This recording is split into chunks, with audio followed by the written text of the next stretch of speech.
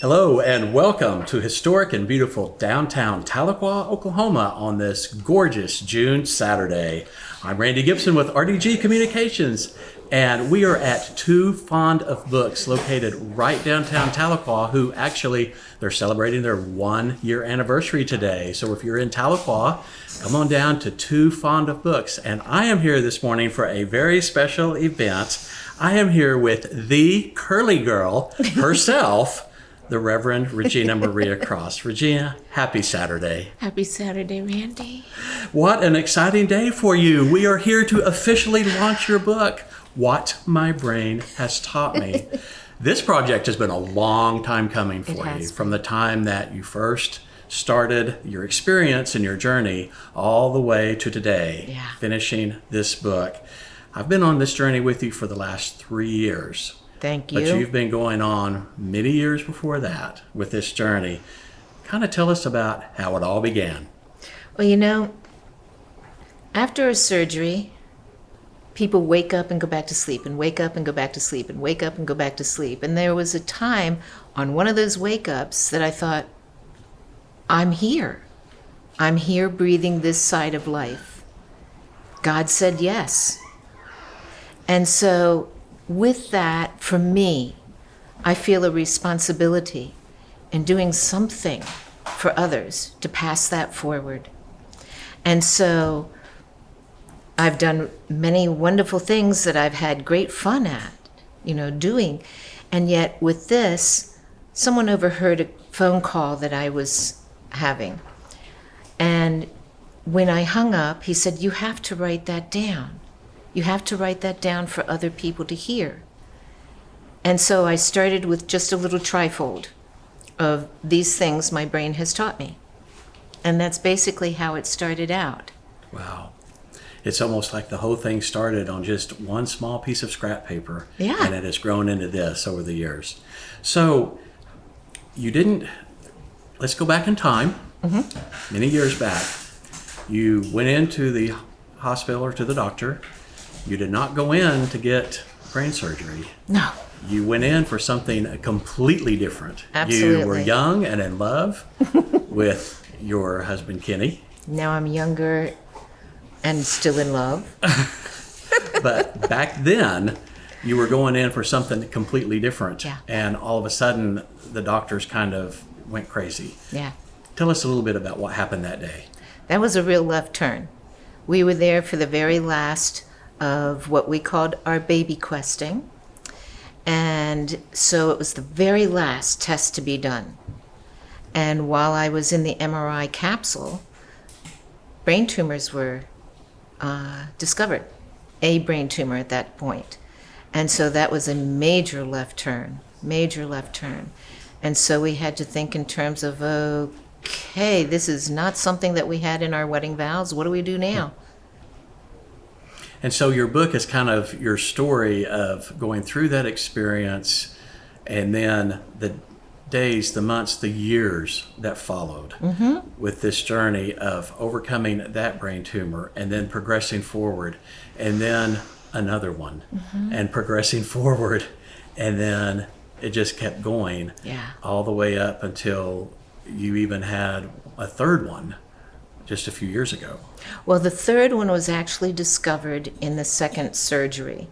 They thought it was just one, but once we got in there, the doctor discovered a third. So not one, but not two, but three. Three brain tumors.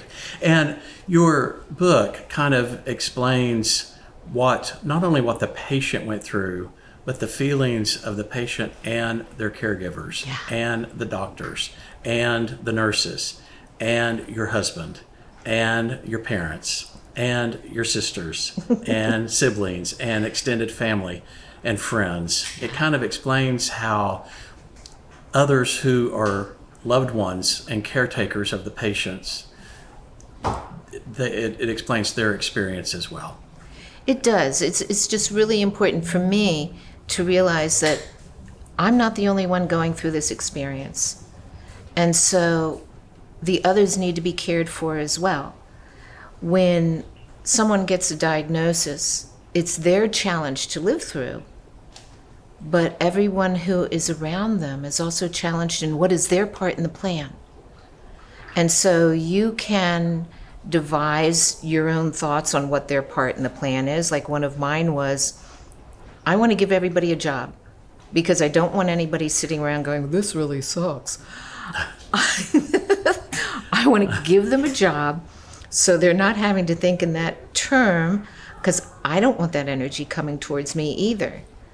And if they have a job to do, that helps to fulfill their part in the plan. They're giving, and I get to receive of that. And that is a really big gift that you give to people when you allow others to be a part of your plan. So in the story, there are many uplifting, heartwarming stories within the story itself.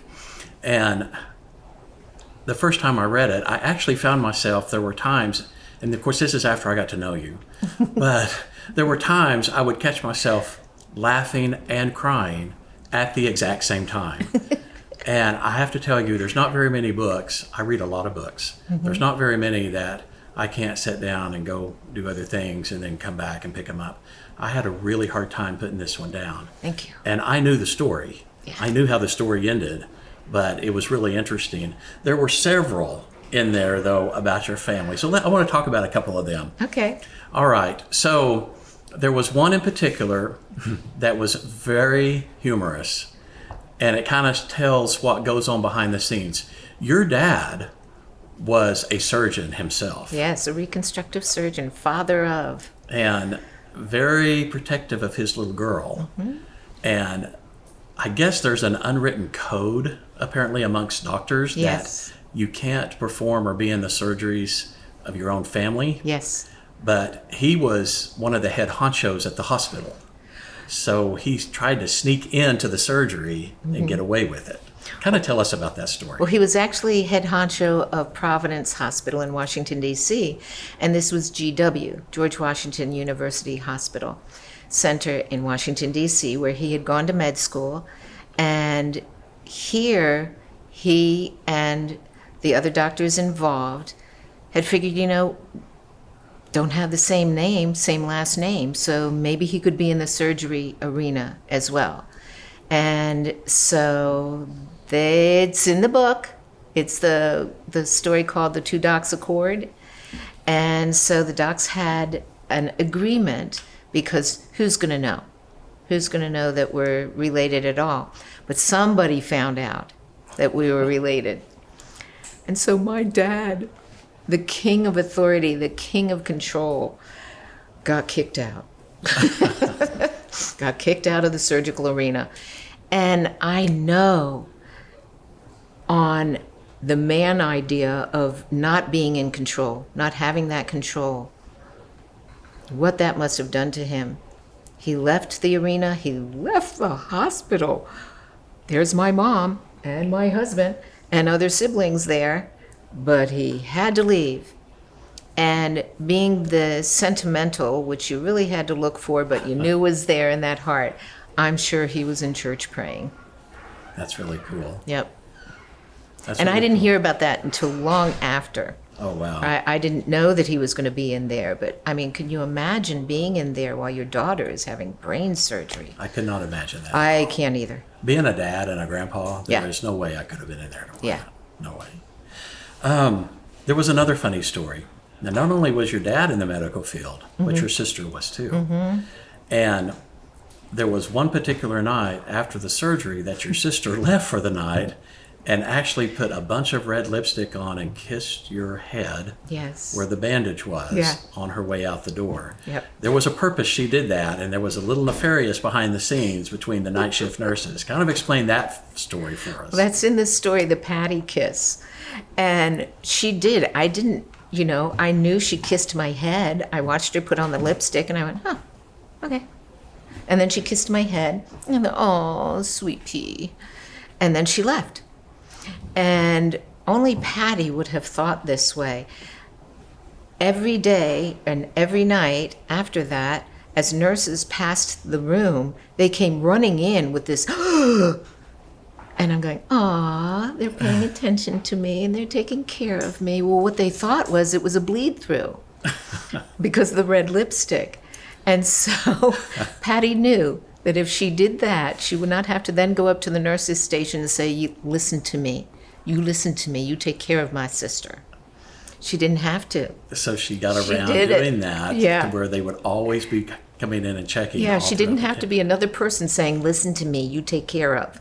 She knew that they would because they'd think it was a bleed through. And your story, the whole book is full of funny stories like this. Mm-hmm. There was another one where I guess there was, as you were healing, some of the memories were coming. And as your husband would go out and do yard work, you couldn't think of the word for lawnmower. Or weed eater. Explain some of that to us. Well, as Kenny says, he knows I love to make up my own dictionary. And I couldn't find words. And literally, your brain is so amazing that when you're looking for words, at least in mine, I would feel flip files going through, looking for the word, looking for the word. And as Kenny was going outside, he just said, I'm going to go outside and take care of things. And I went, oh, okay, so you're going outside and you're going to do the, and then you're going to do that. You're going outside to vacuum. And he said, yes, I'm going outside to vacuum. And then you're going to do that, you know, and it makes pretty and it makes it on the edges and it looks really, really pretty and everything. And you're going to Cool Whip. And he said, yes, I'm going outside to vacuum and Cool Whip. Okie dokie. See ya. So your husband was in tune with you enough to be able to know and not sit there and look at you strange, like, oh no, is something else going on? We just got through this. He understood what was happening. Yeah, and I had often said to him when I found out that, oh, that was so inappropriate, I'd say, I don't know which is worse or more scary, that I came up with that wording or that you understood it. So over the years, has this stuck? Does he still go out in the yard to Cool Whip? Yes, he still goes out to vacuum and Cool Whip. Vacuum and Cool Whip. Okay. Well, I know this project, there's many stories, uplifting, heartwarming stories. What made you decide that you wanted to totally, this is going to sound like a cliche, but open up your brain, open up your life to the entire world and share it for all the world to read? You know, people say, oh, it's such a personal story. Personal doesn't always have to mean secret. When we go through challenges, and all of us do, when we go through challenges, so many times the stories are the same or near the same. They're just different names, different dates.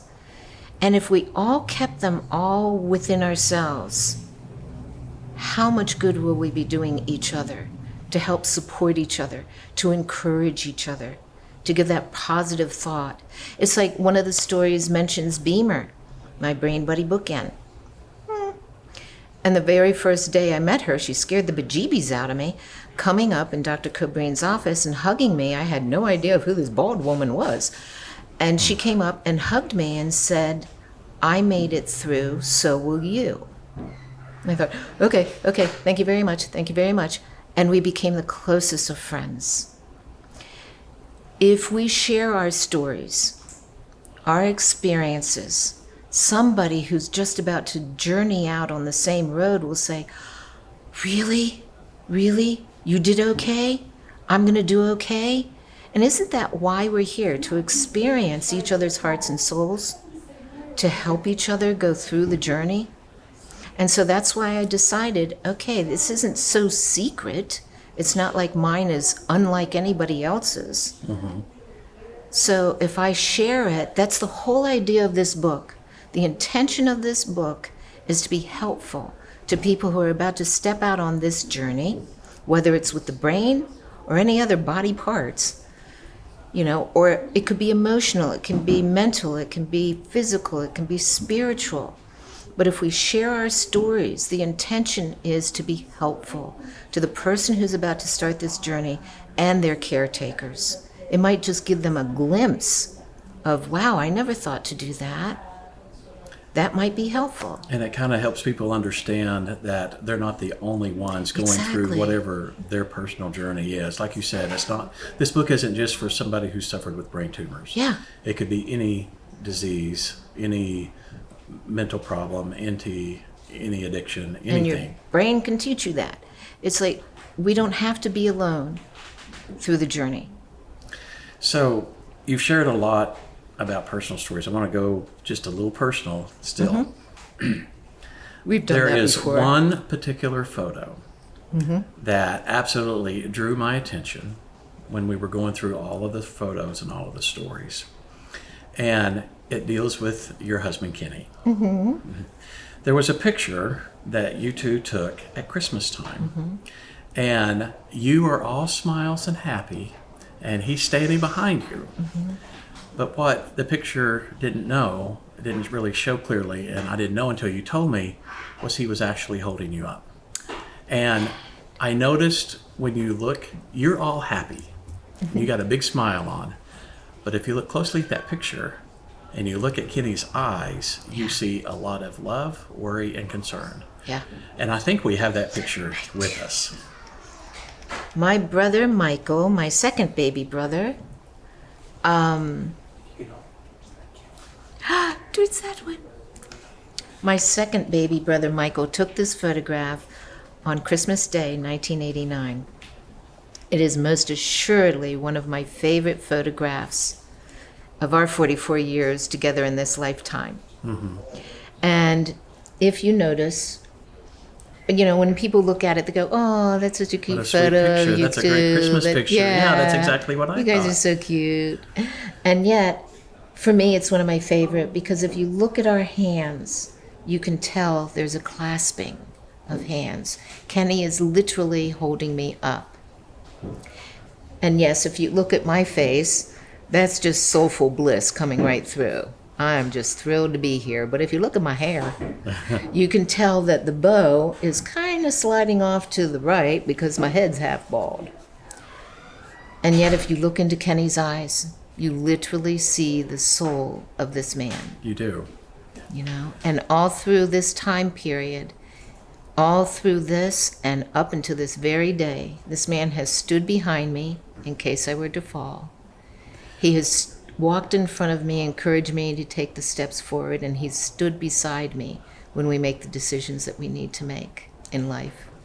I think that is such a special story. And as I've got to know the two of you, your closeness is it's heartwarming and it's inspiring. Thank you, Andy. It really is. If only all couples could share the love and warmth that the two of you share, that you see, it just comes out. Well, he is my beloved, my best friend, yes, my lover, and my hero. And you And talk I am about he's entirely always blessed. behind you and beside you, and lo and behold, I think I see him sitting behind us here in the audience. There he is. I think he needs to come in and wave and say hi to everyone for a moment because he had some special Bring the talents pups, honey. shared in the book as well. Bring the pups. Have him lean right there on the chair by you. And he actually did all of the artwork in the book. So he did all of the artwork inside the book.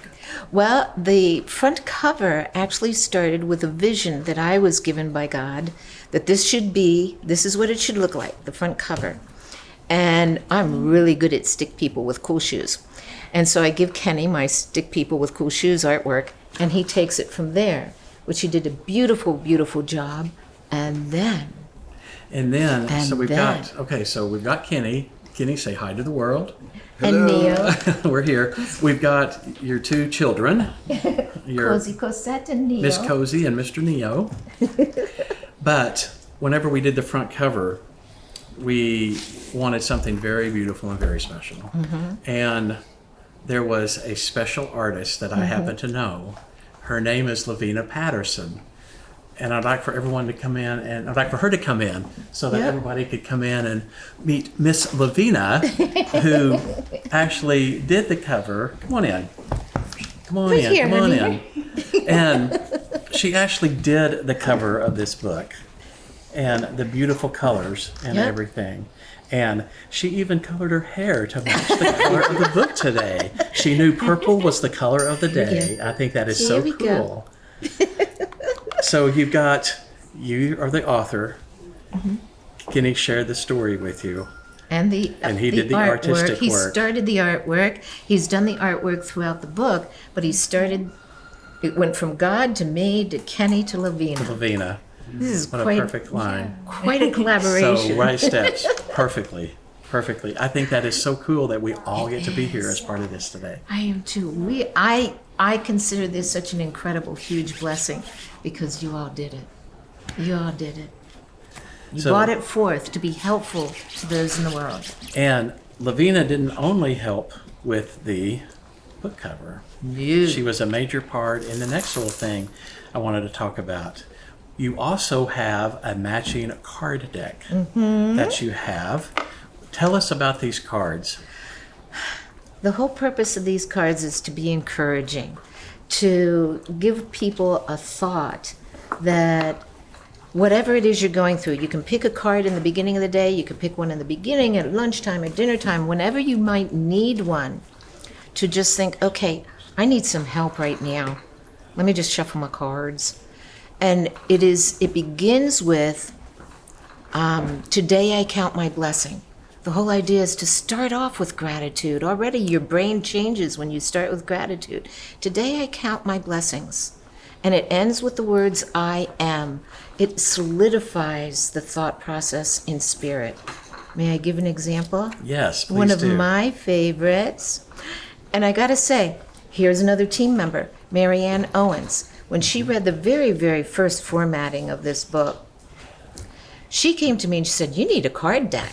And I went, awesome. And Spirit just came through with the cards. And she'll understand why we love this card. This is one of my favorite. Today I count my blessings. There's the gratitude. When I feel tension is mounting, I refrain from licking the barbed wire.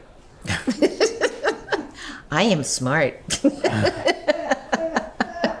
So all of these cards have different, and what I think is really neat is someone in a situation like yours, where they have brain tumors, they have diabetes, they have an addiction, they're just going through a rough struggle in their life. This is a way to kind of start the day showing gratitude to God, isn't it? Absolutely. Gratitude that you woke up breathing on this side of life. That's awesome. So let's draw a card. Okay. Let's see what we have today. You first. So kind of teach Do you us wanna what's shuffle? done. You kind of shuffle. You shuffle or just... You've got them good and shuffled. Okay. And then you Ready. just draw one and and like you said, you can do it morning, noon, evening, whatever you feel. So let's kind of see, where's the one that's calling to me? It's kind of funny how they kind of call to you. I know, they do, and everyone who has picked one today. So this is the most perfect card for me. I got card number 6. Okay. And it says... It's funny how they always fit for the day. I know what day it is without thinking in terms of hospital jello color days of the week. I am a smile. And being here with you today makes me a smile. Thank you. It Back really at does. you. Back at you. Okay. All right. One more thing as part of what you call the Journey Collection. It's what you call the gray band. Yeah. Let's talk about the gray band a little bit and how you come up with that idea. The idea is so many people are wearing their bands now, no matter what color. You see the color and you automatically know part of what their soul journey is. And so I thought, I want this. I want this for people who are going through the brain experience so that they look down and they go, yep, that's me. What my brain has taught me, gray matters. And you kind of played on the gray matter of the brain with that. So that's gray so cute. matters. Gray matters. And then on the inside is our curlygirlpublications.com address. Which is your website where you can buy the book, the gray band, the card, either individually or as a set. Better deal as a set, the Yes. Journey Collection. But this isn't going to be the only thing on there. You've got other books coming down the pike. Yep. This is the first book. Yay. I have 7 more to complete. Okay. with your help. And I'm not going to be the only author. The mission statement of Curly Girl Publications is healing humanity one book at a time. So the whole idea is that these books are really there to help. It might help 3 people. Yay! It might help 3 million people. Even more yay. But the idea is for us to be helpful for humanity. That's why we're here. To be with each other in the steps. We're here individually, but we're also here as a group collectively. And so there will be other authors. We've already talked about it. All right. So that website, Curly Girl Publications, all one word, curlygirlpublications.com. All right. And the book, What My Brain Has Taught Me, there is a portion of the proceeds are given to the American Brain Tumor Association, which was a big help. Yes. Correct. I'm a member. I've been a member since 1990. And these are people who you can call up as a patient, as a caregiver. If you have a question, you need to talk to somebody. Not once did I ever feel them coming through the line going, "Oh, dear God, how long am I going to be talking to this person?" They were there entirely. I remember one phone call was at least 2 hours. And not once did anybody say, "Okay, I got to go. I'm really hungry." That's great. They are Great awesome people American who Brain do Tumor Association. American Brain Tumor Association. So a portion of every sale of the book goes towards American Brain Tumor Association, who does so much for so many. That's awesome. That's great that you do that. What My Brain Has Taught Me, it is available now. And I had a list because it's actually available very many places. Yeah.